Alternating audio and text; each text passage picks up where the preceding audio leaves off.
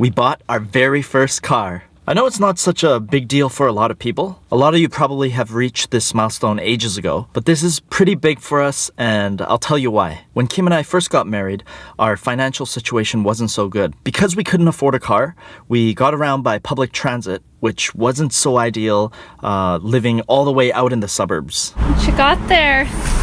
This is where we carry all our groceries. Are you 90?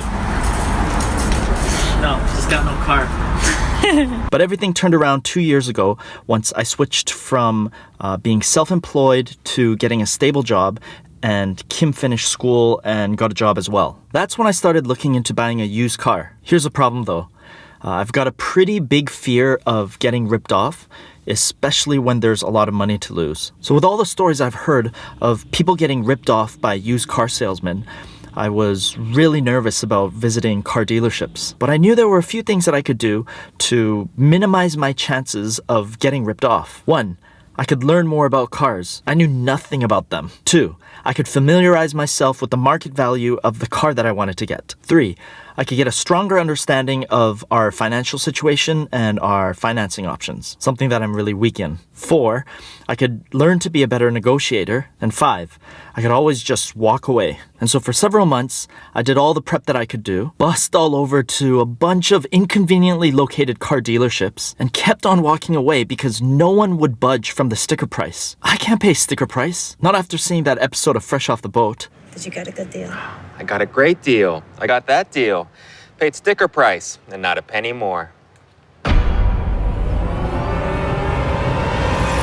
And then after having sunk so much of my time searching, we ended up moving to downtown where we don't even need a car anymore. So the search was over, but not too long.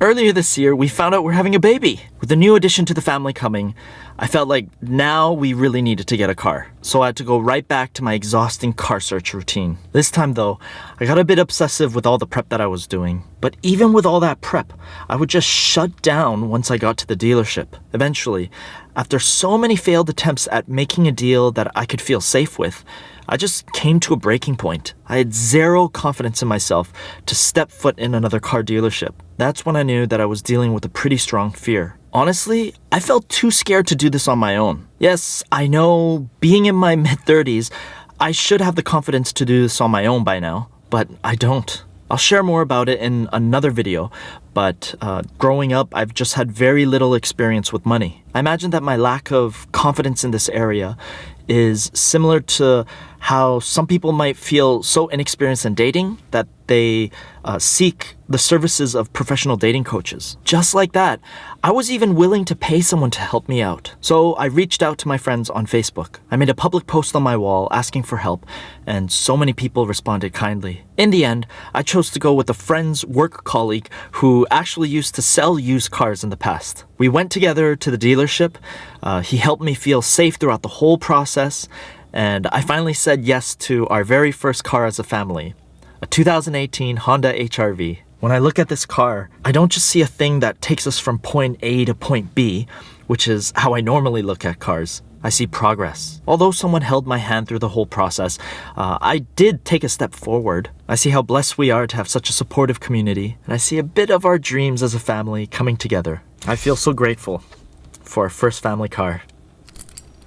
I'm sorry to hear you're unhappy with the car. You know, we stand by that 24-hour satisfaction guarantee. And we are sorry that we don't feel like lighting money on fire. Sticker price? Shame, Clark. Shame.